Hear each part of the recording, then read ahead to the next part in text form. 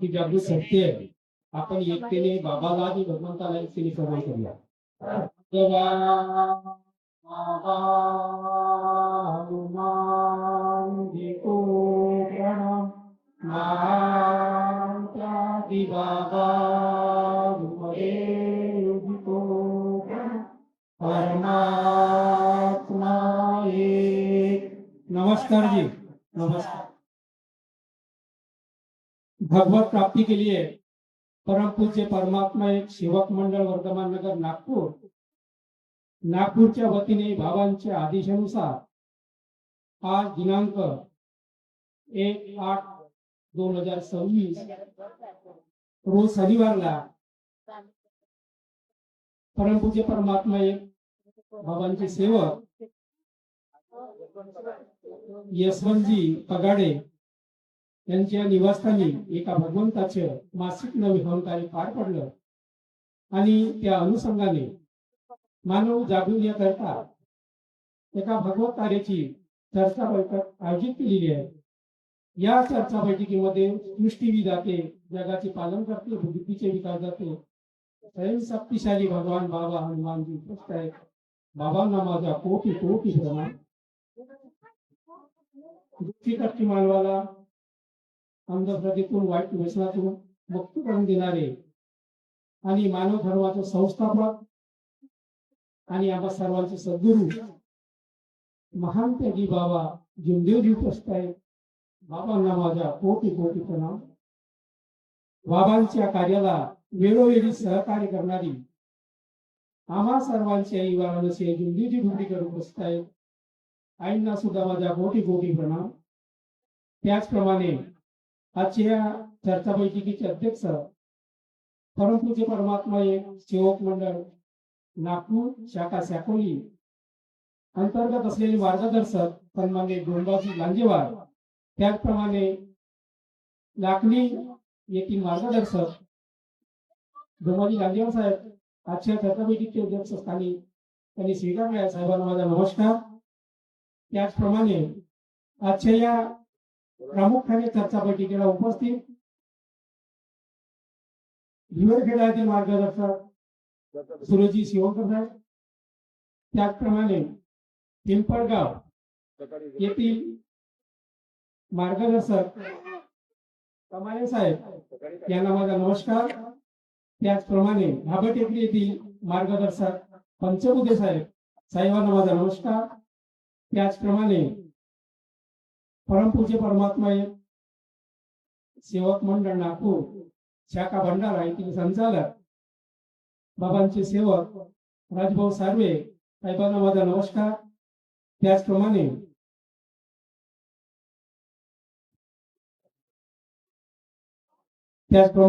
चाकुली शाखा येथील संचालक सन्माननीय डोंबले साहेब, साहेबांना माझा नमस्कार.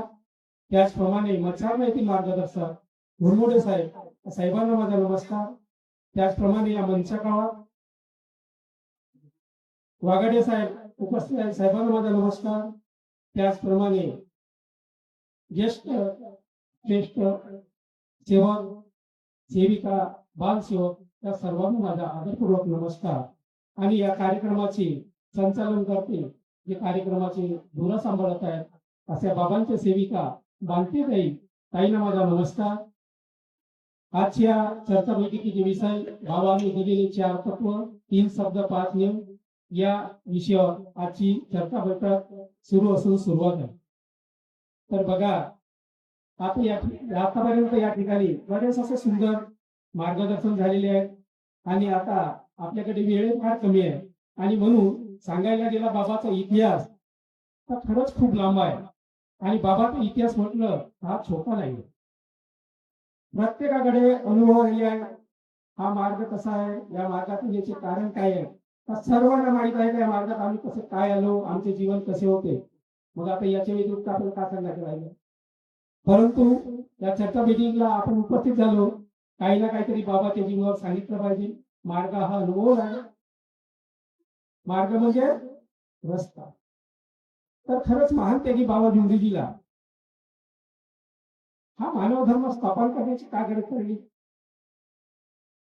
आणि त्या परमेश्वराने ज्यांच्या घरी खायला अन्न नाही, ज्याच्या घरी राहायला जागा नाही, अशा कुटुंबात एका परमेश्वराचा अवतार झालं असंही म्हणायला काय हरकत नाही. बरोबर आहे? मान त्याची बाबा झुंजून यांची परिस्थिती सर्वांना माहित आहे ना. आणि त्या कुपरीकर घराण्यामध्ये सोन्यासारखा हिरा जन्माला आला आणि त्या हिऱ्याने पहा आमचे जीवन, त्यांचा थोडासा प्रकाश आमच्यापर्यंत पोहोचला. त्यांच्या प्रकाशामुळे आमचा जीवनमान बनला.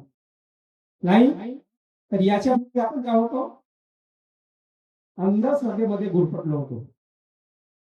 एखाद्या जानत्याने सांगितलं, बापू तू दचकलास का? मोदी, अरे बापा तेव्हापासूनच तू लाईन सापडलास. आता तुझा हा गिरा गोटा काढण्यासाठी मग तुला खर्च आहे. मग त्याला सांगितलं त्याप्रमाणे आपण करत होतो. मी या मार्गातील अगोदर आमच्या कुटुंबामध्ये माझ्या आईला भूतबाधेचा विकार होता. त्या भूतबाधेचा विकार दूर करण्यासाठी आम्ही अनेक प्रकारचे उपचार केला. आम्ही छोटं मुलं होतो. त्यावेळेस सणासारखा सण जात होता.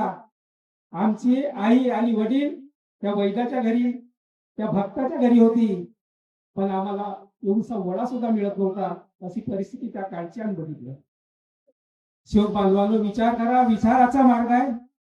महान त्यागी बाबा जुमदेवजी यांनी चंदनासारखं ते झिजवलं आणि त्या परमेश्वराला मिळवलं आणि फुकटात त्यांच्या शब्दावर आपण कोलाटा करत आहोत. खंत वाटते. बाबाचा इतिहास सांगायला गेला तर डोळ्यातून हसू येते. पण काय सांगावं, किती सांगावं कुणाला. आज बाबा सांगत होते, मी 40 वर्ष बाबा सेवकांना शिकवलं म्हणे. बघ माझा सेवक नाही शिकू शकला, मग आता कोणाच्या मताप्रमाणे तुम्ही शिकाल. विचार करा, विचाराचा मार्ग आहे. पण आपण नाही शिकू शकलो. ते दिवस आम्हाला आठवले.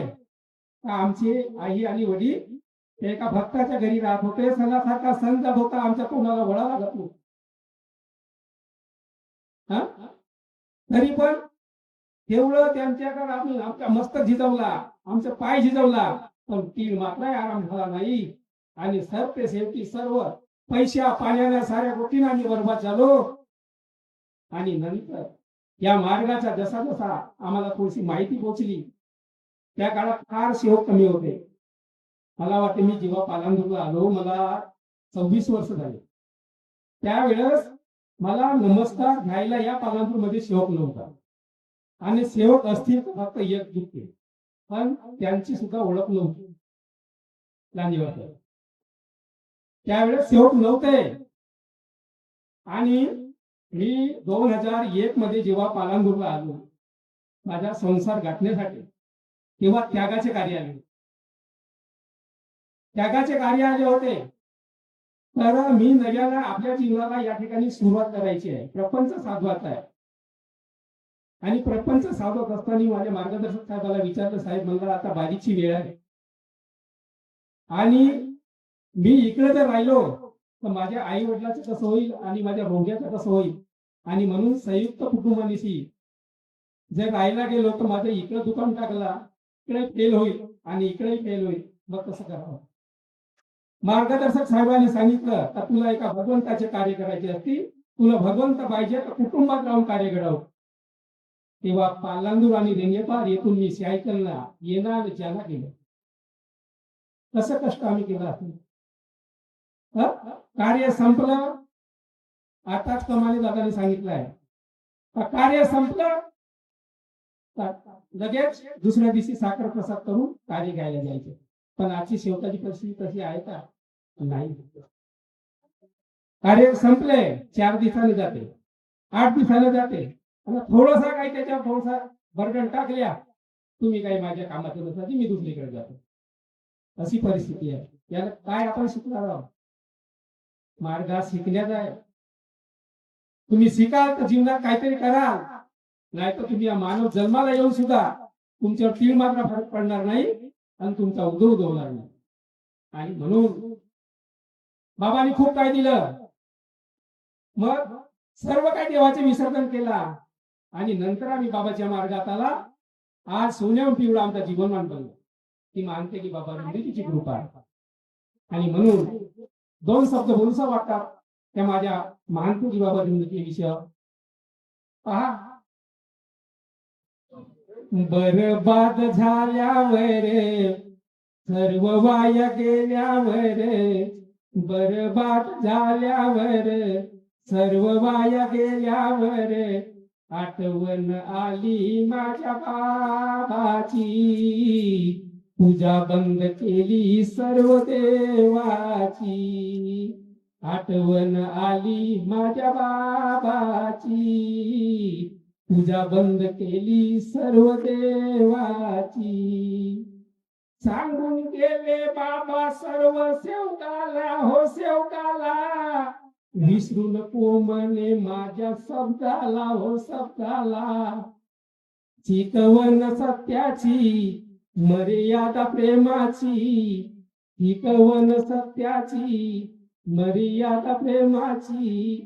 आठवण आली माझ्या बाबाची, पूजा बंद केली सर्व देवाची. आपण या मार्गातील याच्या अगोदर अंधकारमय जीवन जगत होतो. आपण त्या दगडाला पूजत होतो. दगडाला पूजून थकलो, पण आपल्याला कोणत्याही प्रकारचा आराम मिळाला नाही. आणि आज त्यांचे विसर्जन करता या मार्गात प्रवेश केलो तर पहा तुमचं आमचं जीवन सोन्यापेक्षा पिवळा झाला. झाला किंवा नाही? झाला किंवा नाही? मग आता तुमचा जीवनमान बनला कोणाच्या कृपेमुळे? त्या महान त्याजी बाबा जुंबिलीच्या कृपेमुळे. आज शनिवार दिवस आहे, माझी दुकान आहे. आमच्या घरची सेवकीनबाई रोवायला गेली, 3 शिरोगी होते. बरं, माझ्याकडे मुलगा आहे, मी काम करून आता त्यांचे पेपर वगैरे कुठेतरी होतात, तो लायब्ररीमध्ये अभ्यास करतो. मी त्याला सांगितलं का बेटा तुझा तू काम कर, माझं मी काम करतो. मुलाला सांगितलं, माझ्या पत्नीला सांगितलं, मला मत्सरण्याला नव्या होणकाराची निमंत्रण पत्रिका आहे, त्या ठिकाणी मला जायचे आहे. ठीक आहे म्हणजे तुम्ही खुशीने जा. पण माझ्या पत्नीने म्हटलं का दुकान मग कसा होईल म्हणून तो करता आणि करिता तो रोजी देईल मिनिटामध्ये, आपल्याला वेळ लागणार नाही. बरोबर आहे की नाही? आणि म्हणून आज या चर्चा बैठकीमध्ये तुम्ही जेवढे काही सेविका या ठिकाणी उपस्थित आहात, तुम्हाला अनमोल असा मार्गदर्शन मिळालं. बरोबर आहे?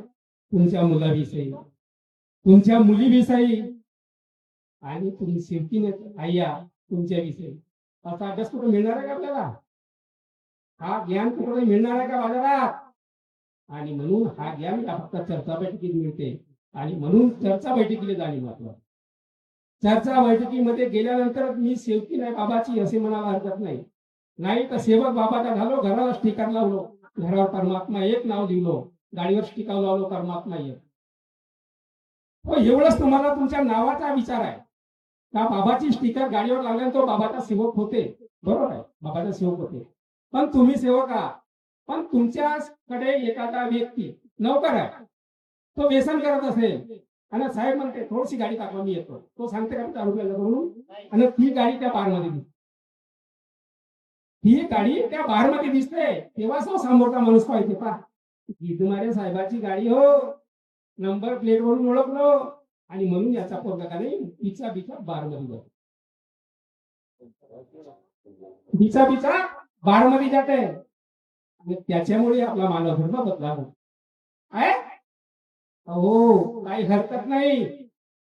तुम्ही घरावर नाव लिहा, दरवाज्यावर लिहा, एकही जागा सोडू नका. कृपा करून दारू पिऊन येऊ नका. परमात्मा एक, परमात्मा एक. पण त्या ठिकाणी तुमचे विचार असतील तर लिहा, नाही ते लिहू नका. माझा मुलगा म्हणत होता, पप्पाची म्हणे घरावर नाव लिहू का? का बेटा परमात्मा एक. बापू मी वचन दिलं भगवंताला, तू तेव्हा आईच्या पोटात होतास, तू वचन दिलास का नाही हे मला माहित नाही, म्हणून तू माझ्या समोर नाव लिहू नको. कारण का मला माझ्या बाबाचे कार्य जोपर्यंत जीवा जीवा आहे तोपर्यंत मला करायचे आहे. तू करतेच नाही करत, मी तुला सांगू शकत नाही. आणि म्हणून मी स्पष्ट सांगलो, माझ्या समोर नाव लिहायचं नाही. नाव सोपं आहे,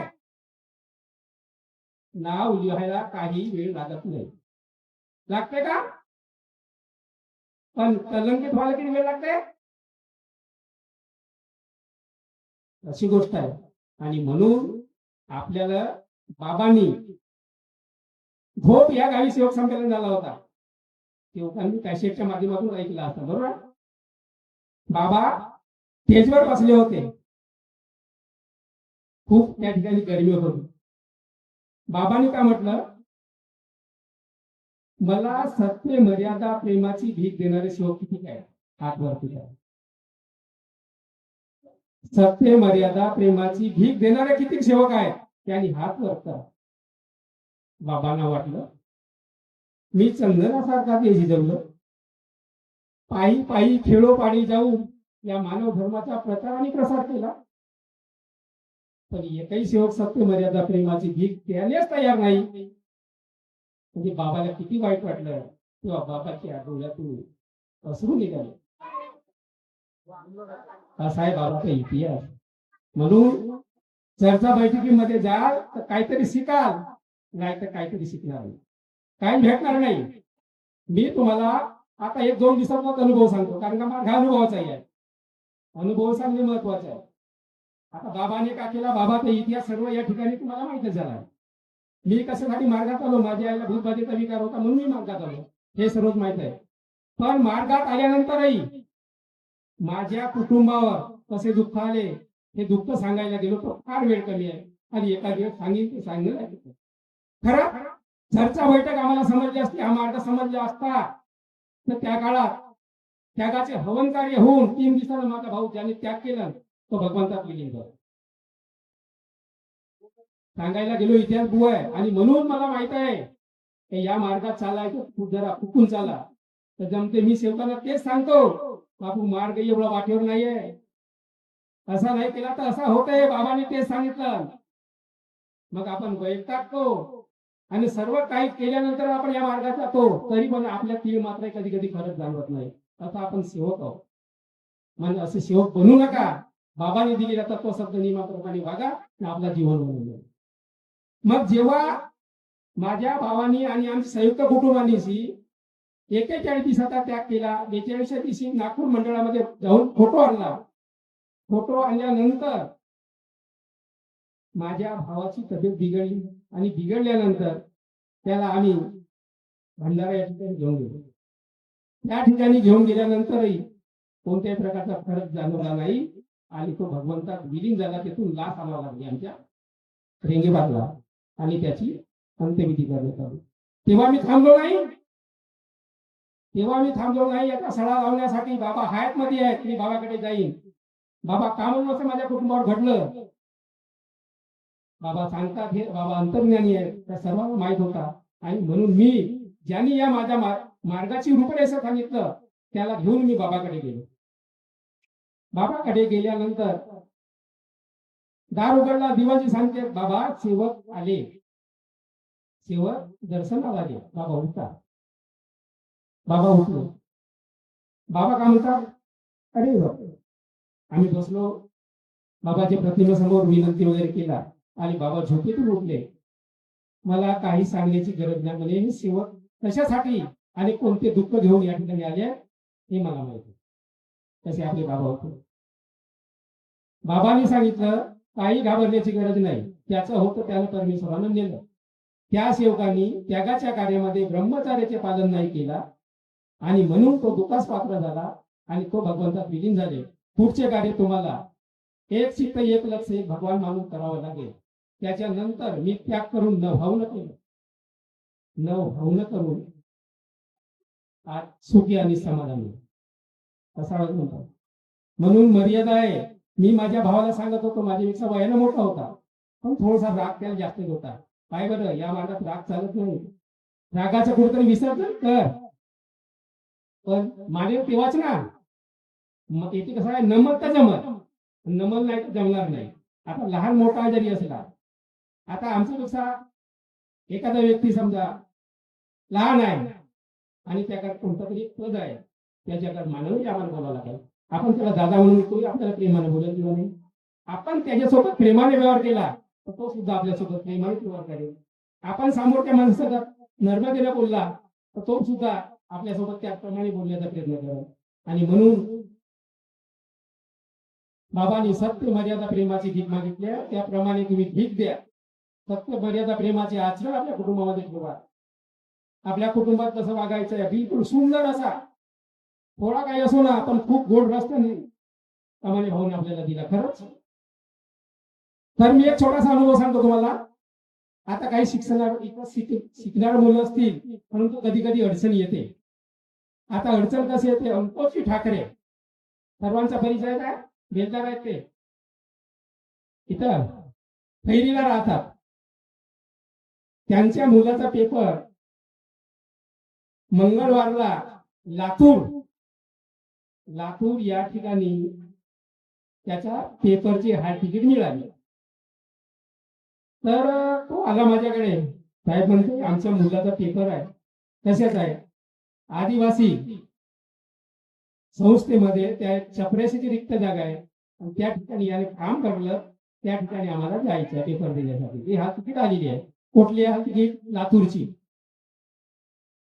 तुम्ही ठीक आहे म्हटलं, तुम्ही माझ्यापर्यंत आल्या, पण कमीत कमी मुलाला इथपर्यंत आणल्या का? नाही.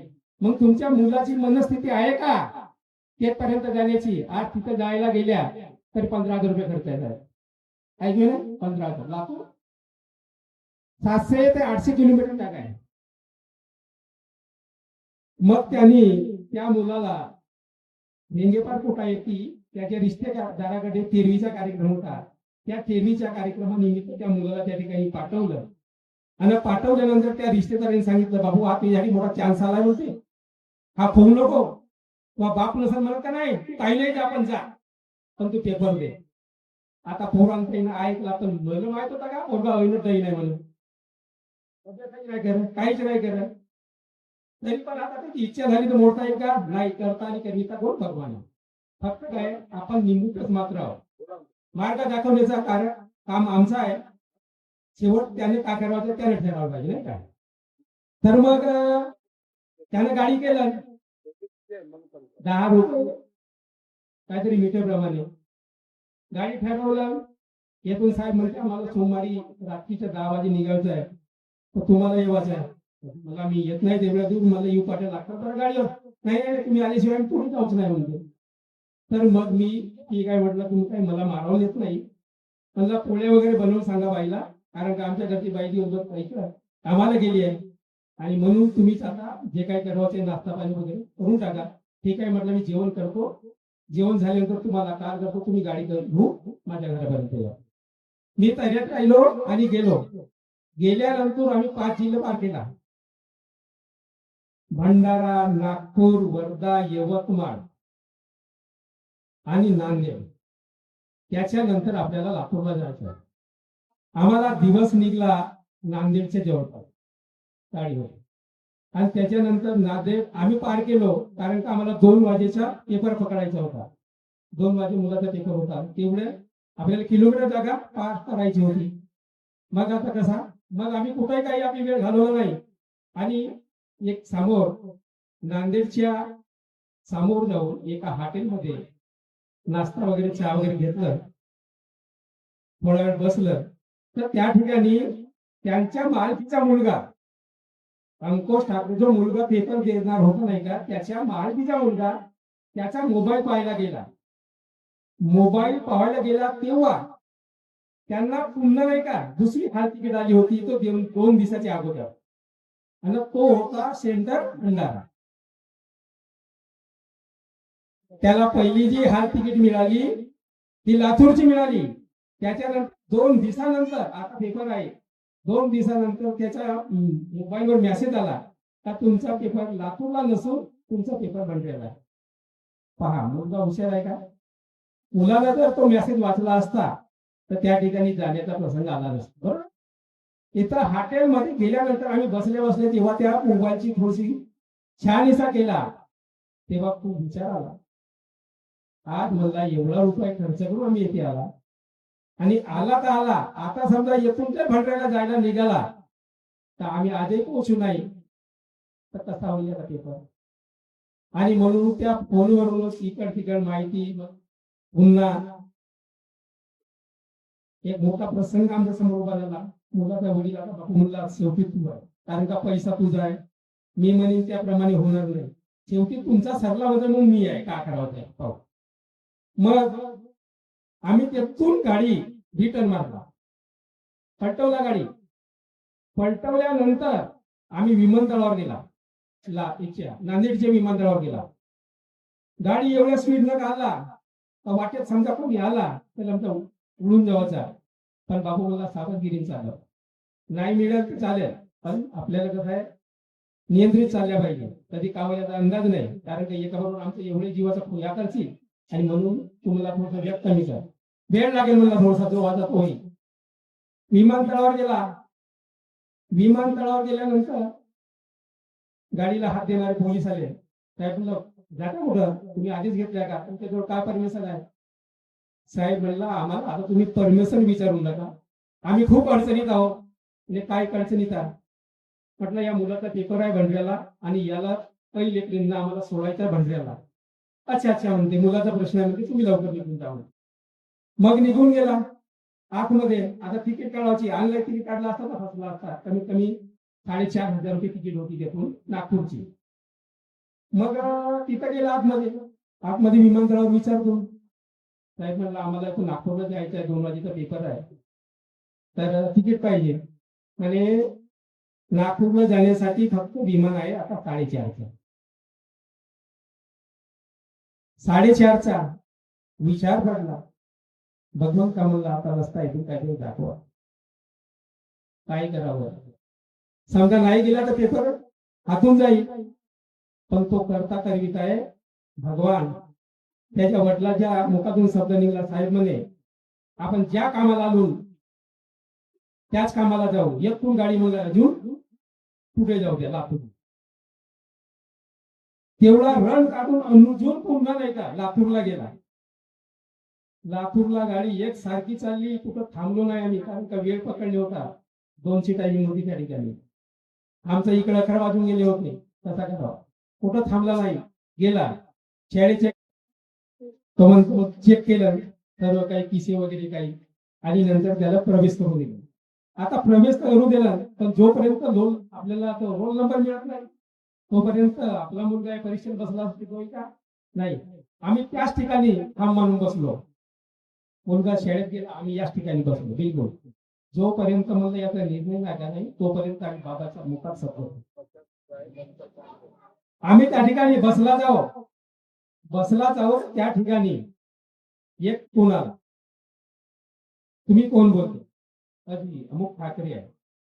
मुलगा कुठं गेला? अजी लातूरला आलो. तुम्ही असेच नाही बघितलं का? नाही जी, आम्हाला तो वाचता यायला नाही, आम्ही वाचलाही नाही, आम्हाला तो काय समजलाही नाही. तर तुम्ही आता कुठं आहात? आम्ही लातूरला आहोत. पण मुलगा कुठे गेला? पेपर द्यायला गेला. ठीक आहे म्हणजे तुम्ही त्याच ठिकाणी थांबा, मुलाला त्याच ठिकाणी आम्ही पेपर द्यायला आहोत. मुलानं त्याच ठिकाणी पेपर दिला आणि खरंच आम्ही खूप आनंदित झालो. भगवंता ते तुझे उपकार म्हणला, कशा रूपाने तू आपली किमया आम्हाला दाखवशी हे आम्ही नाही ओळखू शकलो. अशी अपरंपार माझ्या बाबाची कृपा आहे. आणि म्हणून सेवक बांधवांनो, खरंच हा अनुभव शिकणारे मुलं आहेत. शिक्षण हा घेता, पण त्या शिक्षणाचा मोबदला त्याचा मोल सुद्धा आपल्याला कळला पाहिजे.